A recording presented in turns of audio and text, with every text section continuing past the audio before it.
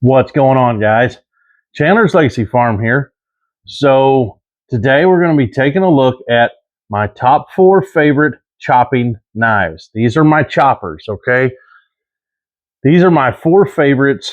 These are all a little different. We're going to go through each individual one, and at the end of the day, I'm going to have to pick just one, okay? Just one. And we'll go through these and I'll tell you the good and the bad on all of these. It is in my opinion, you know. Everyone has an opinion on a blade or on anything for that matter.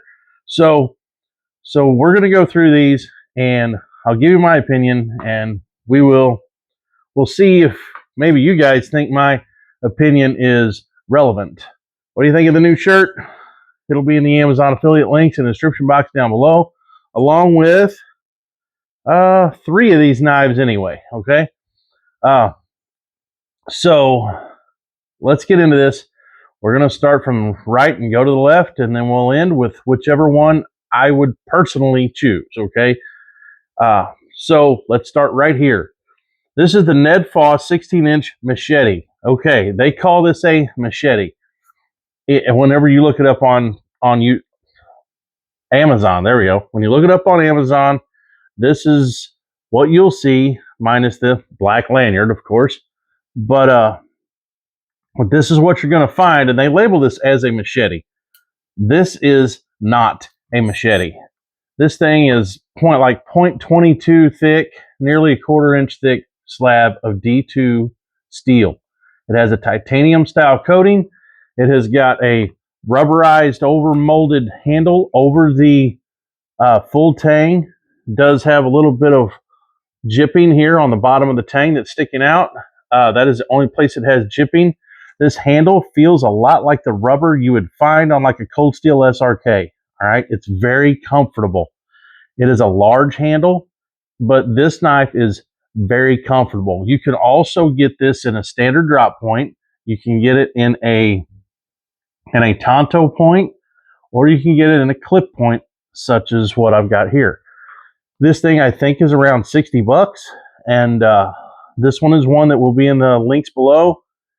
But great knife. The only problem that I've found with this knife is that you cannot scrape fat wood or strike fire steel off the back of the spine. You can strike a fire steel right here off of this little sharpening choil. It is sharp enough, and it's about a 1/2 inch around right there. So a 1/2 inch fire steel will fit in there, and it works very well. You can check out my my Firecraft video on this knife. But this is a very awesome knife, very tough knife. Good friend of mine, Peterbilt knife guy, Kevin, he beat this thing through a nail. It held up great. These are very tough, very awesome blades for what you're paying for them, for sure. Ned Foss has got it going on with these for sure. They are awesome. You've got this rubber over molded handle, and it does have 2 brass pins in it. And well, they're not pins. You can actually screw those out. So you can screw those out, and then I suppose the blade would, you know, the rubber over molded handle would slide off, unless they have it glued on there somehow or something. But anyway, you can check that handle out real close there. They're very cool. These are awesome blades, and they come with a very nice leather sheath. All right, it's not the thinnest of leather, and it's not the thickest of leather, and you got to watch when you draw it out. You can nick the retaining strap, but it's got some stamping in the leather. It says Ned Foss on it. So very cool sheath, guys. Very awesome sheath. It does work. It does its job. So that is the Ned Foss 16-inch survival machete, I think is the actual terms that you're going to find on Amazon. But it is a great piece, guys. It's a great piece. It's around 60 bucks. And D2 tool steel with that coating on it makes it pretty nice. Very nice. So the next one we will get into is an old classic that's been around for a long time. This is the Kershaw Camp 10, okay? The Kershaw Camp 10 is in 65 MN carbon steel. That's what this thing is in. It is a Kukri design. It has got a rubber overmolded handle, and it's very aggressive. It's very the handle's a lot more aggressive than on like a cold steel SRK. It's just like a harder handle. It is bolted on. You've got like it's plastic, but it does kind of come to a point here, so you really wouldn't want to do a whole lot of hitting on the bottom of that. It would probably break your scales, but they are bolted on. It is a full tang knife, Kukri design. Back of the spine is pretty damn sharp. It's sharp enough to do what you want to do. So they will scratch fat wood. They will strike fire steel, from what I've found. Does have a lanyard hole in the front and the back, so you can run yourself a lanyard on it any way you want to. It does have a saber grind. I was going to mention that. I'm on this one too. Let's go ahead and pull this one back out. This one also has a saber grind, okay? The Ned Foss. Let's set that sheath to the side and leave this knife out, because eventually I want to have them all out anyway. So, but this one is in a carbon steel. It is in the, what is it, 65 MN steel. Very good carbon steel. Comes with a black coating, and these are tough, guys. They are tough. They've proven themselves around campsites here for years. Kershaw's been making this thing for a long time, and it has been probably one of their best sellers when it comes to their fixed blades. This is just a very nearly bomb-proof knife. Comes with a interesting sheath. The way the knife goes into the way the knife lashes to the sheath. This is just a polymer plastic sheath. It's not a Kydex, but it has lots of lashing points. It runs on like a dangler system here, so it does kind of move around on your side, which I like. It's Velcro here, so you can pull your Velcro off to slide it on and off your belt. You can just Velcro it, similar to something like you would find on a cold steel SRK. The way the retaining strap is designed, you hook it around the back of the knife, and it just hooks over both of these ears to hold the knife in, which works. I mean, very good. It works just fine. This sheath is ambidextrous. You can take all of this off, and you can turn it around. You can turn this around to carry it left-handed. You can also move your retaining strap the opposite way if need be. So this thing's completely ambidextrous, and you can even run it scout style if you wanted to. All right, and it's got lots of lashing on it. Very awesome sheath for a very awesome knife. They done this one right. I like a Kukri design. I like the blade shape. Gives you a little more heft out on the end for chopping, and that's what we're talking about, is chopping, right?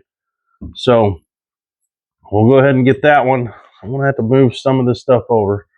So like I said, I want to leave these out of the sheath so we can kind of look at them all here in a minute. Next one is a classic. This is my Esee Junglas, and it's the full-size Junglas Kydex sheath. Does have molly webbing on the back, so you can attach this thing to a pack however you want it to. Wanted to, you can also run it through your belt, right through here, belt carry it. The Kydex on this is done awesome on the sheath. It does have a little retaining screw here that you can push up, and it will lock the blade in. This one is the one that's in full FDE, and it is amazing. I mean, it is on awesome. It's a full flat grind. It's not quite as thick as the Ned Foss. It's just a little thinner. It's about the same on par as the Kershaw Camp 10. They're right at about the same thickness. Here we go. Here's Kershaw Camp 10. They are very, very, very, very, very close in thickness. I believe they're probably the same thickness. This one is just a standard drop point blade, nothing fancy. Very good chopping knife. This is in their 1095 Rowan heat treated steel. Very, very good steel, very strong steel. Canvas micarta handle scales on this one, bolt-on scales, very comfortable. Very, it's just tactile enough with these canvas micarta handle scales. They are awesome. The handle's large enough for my hand. I do have large to extra large hands, and this thing, it's got a protruding tang down here. You can get these in a few different color variations. This is a coated blade. These are made in the USA. Very, very awesome knife, guys. This thing is damn near bomb-proof too. They really are. They are very, very good. Very good. So we'll resheathe this one. Well, let's not resheathe it. Let's leave it out so that way we can look at it again here in a moment. So we will set down the Esee JUNGLAS. Then we will get into the Work Tough gear. This is the Puzon Wilderness Bowie from Work Tough Gear. Great Kydex sheath, large Kydex sheath. I actually run this. Over me, around my neck, and I run it like on my side like this. Okay, goes around my body. So we'll set that over there. It does have a drain hole. Every sheath here does have a drain hole except for the leather sheath on the Ned Foss, of course. This one has got a generous finger choil, very comfortable G10 handle scales. It does not have a lanyard hole, so therefore you're not going to tie it to you, but it does have a lanyard hole up here. So you can run a front lanyard on it. It just doesn't have a back lanyard. But the way that handle is designed, it's not going to get away from you anyway. You can swing this thing as hard as you want to, and the way that handle is designed, it is a very comfortable chopper. But you can tell that this thing is basically a overgrown Bowie knife. Okay, finger choil. It's got the blood groove there, whatever you want to call it, a little fuller in the blade. This one is in SK85 carbon steel. So it's a carbon steel and it's uncoated. It does have a relatively sharp spine, but I can't get it to do what I want it to do when it comes to scratching fat wood and striking a fire steel. Same as the Esee. It has this coating on it, and in order for it to scratch fat wood, strike fire steel, you're going to have to knock the coating off if you want to do that. I have not done that with this JUNGLAS. So let's see what else we want to say about these. This one has got G10 handle scales. Like I said, it has 3 pins. This one has got 3 pins. These are 2 awesome blades, guys. Now, this one is going to run you around 200 bucks. This one I think is around 200 bucks, maybe a little more. I can't remember exactly for the Work Tough gear, but Work Tough gear, Esee. Then we've got a couple that are closer to the budget, more budget friendly. This is your Ned Foss and your Kershaw. Both of these are around $60, $65 if memory serves me right. So 2 rubber handles, a G10 handle, canvas micarta handle scale. So, all right, I'm going to try this. It's probably not going to work because these are large freaking knives, guys. Very large. I'll try to hold these up. Try to hold them up. This is not going to be easy. That's what we're looking at. Yeah. Oh God, I about died. Oh, I am going to die. Here we go. Jeez Louise. There we go. So there you go, guys. 4 awesome choppers. All right, 4 very awesome chopper knives. So now, if I'm going to have to go with just one, this has been the consensus on all of these 4, my top 4s in my videos here. This is what I do here is I pick one of these 4. If I had to only own one to do everything I wanted to do, okay, Now, in the event of a zombie apocalypse, it's a no-brainer. I'm going with the work tough gear just because of that clip point design. It's a lot better stabber, okay? Better at stabbing. So, zombie apocalypse, this one all the way every time, okay? If I have got another knife that has got a sharpened spine with me, okay, and then I'm going to be able to use that knife to scratch fat wood, strike fire steel, and all I need to do is chop. All I need to do is chop. I'm going with my Esee. I'm going to go with this Esee Junglas all day, every day. If all I'm doing is chopping, but I have to have another knife with me or another way of striking a fire steel, okay? And an effective way of striking a fire steel too, not junk. I want something that's going to work and work every time. So if I have the choice to have another knife with me, I'm going to go with the Esee. If I don't have that choice, and I have literally got a one choice option, I can only pick one, and it's not a zombie apocalypse. It's just if I can only have one, and I know the capabilities of all four of these blades, right? I've used them all. I have chopped with them. I have made fires with them. I know all of these blades capabilities. Okay, I'm very familiar with these. I've got time in on all of these, and if I'm going to go with just one, you guys have probably saw enough of my videos. You're probably going to guess. If you've watched any of my videos, you might know my answer. Okay, so some of these top fours are see, I've kind of given it away in some of my other videos. The answers on some of these top fours. So, no further ado, we will break out what my one is. Out of these four, this is the one, and it is my other Kershaw Camp 10. This is the one that I have beat on for 2 years now. I've beat on this thing for 2 years, and it has taken everything I've thrown at it. This thing's been on multiple camping trips. This thing has batoned every type of wood that this state has to offer for the most part. And I've waxed little brush with it. I've chopped shit in two with it. I've batoned it. I've beat it. I've done everything that you can think of with a chopper to this knife, and it just keeps coming back. So this is my pick. If it will strike a fire steel, it will strike a fire steel. It will scratch fat wood. It does have a comfortable handle. You know, I can run my lanyard around my hand just like that. It's not getting away from me.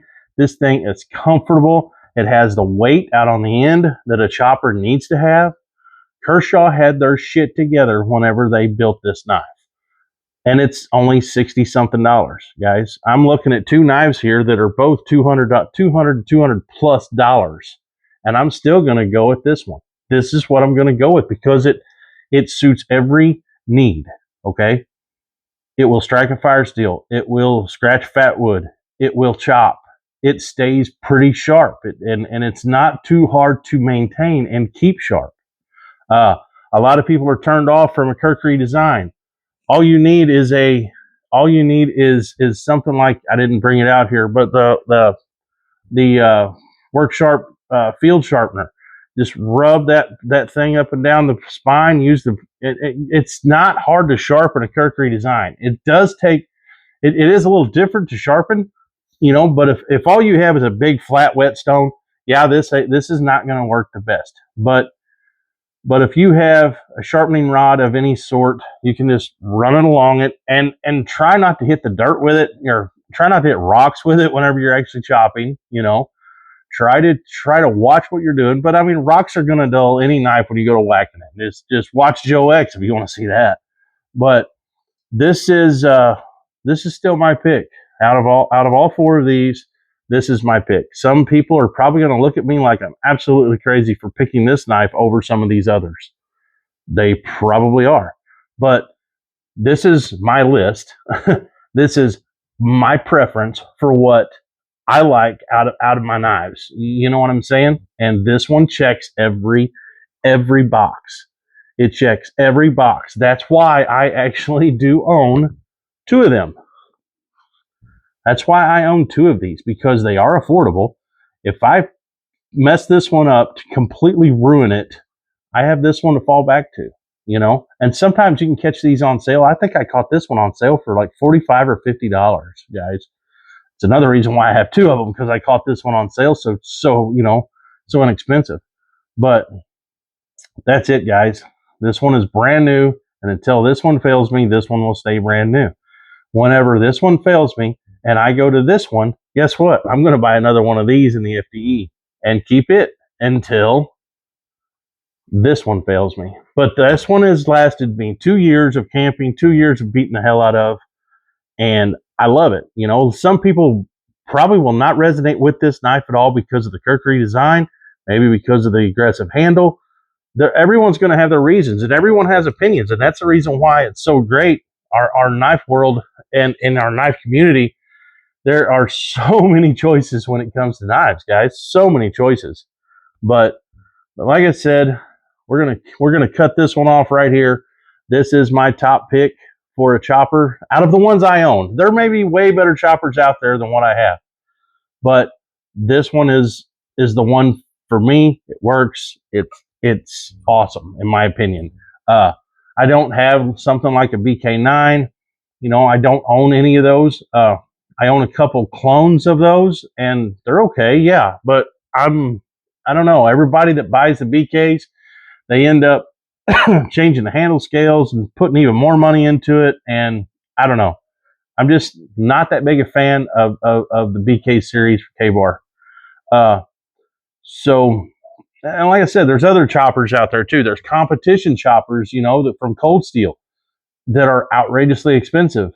But I'm thinking more along the lines of the average guy going out, chopping shit down, going to a campsite, and just having fun, having a good weekend, and having a good usable tool. Okay, a good usable tool that you can use in every way, form, fashion that you would want to use a tool. This one, like I said, it checks all the boxes. If the handle's a little too aggressive for you, well, you little pussy, you probably ought to take you some bitch mittens, okay? Put on some freaking gloves. But, I mean, this thing's been great, guys. It is absolutely awesome. But I'm out of here. This is Chandler's Legacy Farm. If you like what I'm doing, like, share, subscribe as usual, and we will be back very soon. The next 4 comparisons that I will have should be, if I'm thinking correctly, it should be on my machetes. So we will pick one out of 4 of my top 4 machetes. But that's it. We're out of here. We'll see you. Thanks to the new subscribers. Love y'all. Keep on commenting. We love comments. We're out of here. We will see ya.